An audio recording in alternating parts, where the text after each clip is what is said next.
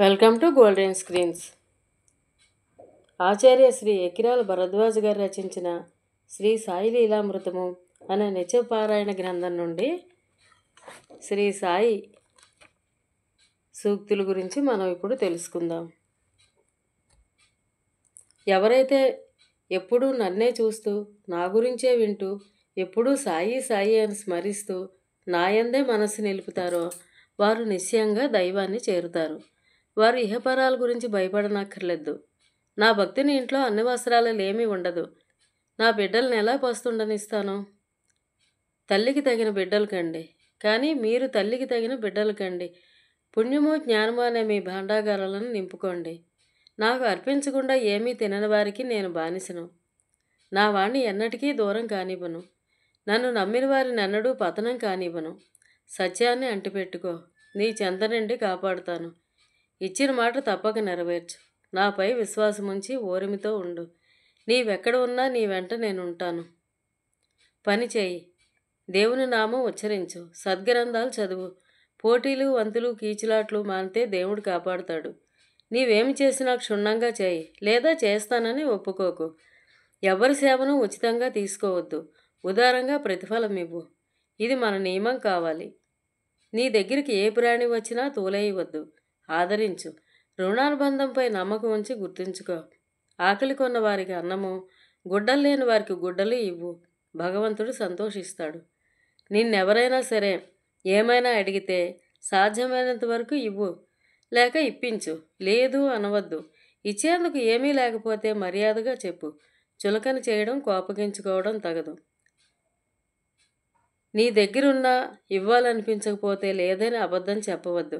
ఇవ్వలేనని మర్యాదగా చెప్పు. ఇవ్వలేకపోతే దానికి కారణం చెప్పు. అయిష్టమే కారణమైతే అదే చెప్పు.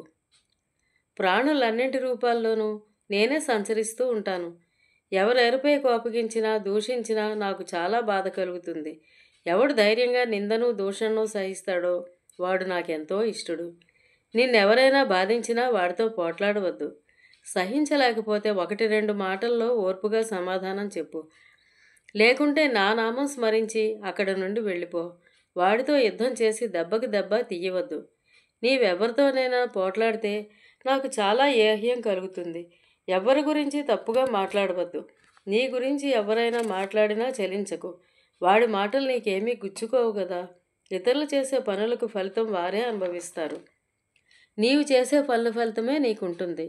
తక్కిన ప్రపంచం తల్లకిందులు కానివ్వు. దాన్ని లక్ష్యపెట్టుగా రుజుమార్గంలో వెళ్ళు.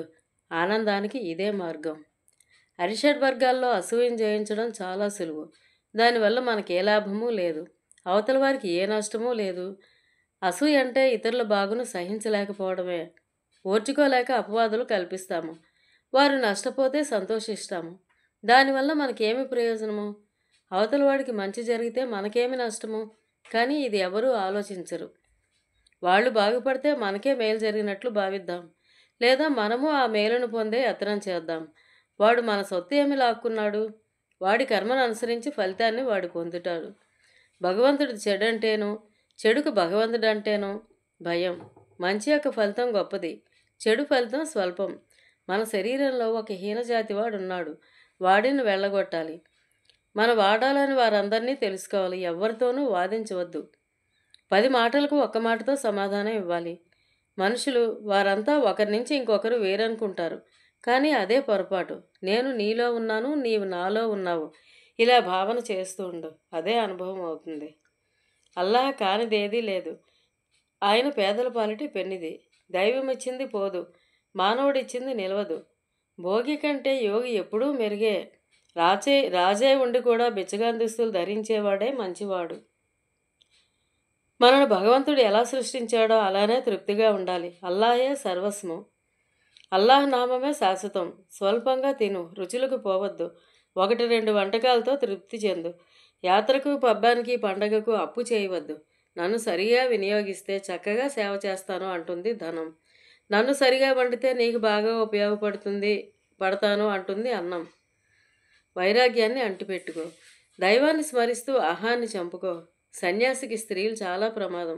కామాన్ని జయించిన వాడెవడూ దైవాన్ని చూడలేడు. ఏమీ కోరక సర్వగతుడైన దైవం మీద మనసు నిలుపు. అలా చేస్తే గమ్యం చేరుతావు.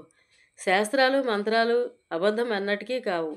వాటిని తప్పుగా అర్థం చేసుకొని అతిథి అంటే మానవుడేనని బ్రాహ్మణుడేనని అనుకుంటున్నారు. అందుకే నీకు అతిథులు దొరకటం లేదు. ఆకలితో వేళకు వచ్చిన ఏ ప్రాణి అయినా సరే, పక్షి అయినా పురుగైనా అది అతిథే. ఆకలితో ఆహారం కోసం వచ్చేవన్నీ అతిథులే. కాకబలికి సమృద్ధిగా అన్నం ఇంటి బయట విడిచిరా, వేటిని పిలవద్దు తరంవద్దు. అలా చేస్తే లక్షల మంది అతిథులను సత్కరించినట్లు అవుతుంది. భూమి విత్తును ధరిస్తుంది, మేఘాలు వర్షిస్తాయి, సూర్యుడు తన రశ్మితో వాటిని మలిపిస్తాడు. విత్తనాలు మొలిచినందుకు ఇవేమీ సంతోషించవు, మాడితే దుఃఖించవు. వాటి పని అవి చేసుకుపోతాయి. నీవు అలానే చెలించకూడదు. ఇక దుఃఖం ఎక్కడిది? దుఃఖం లేకపోవడమే ముక్తి.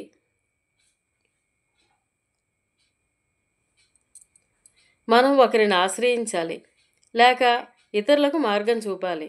గురువును తెలుసుకోవాలి, లేకపోతే నీవెందుకు వచ్చినట్లు? పిడకలు ఏరుకోవడానికా?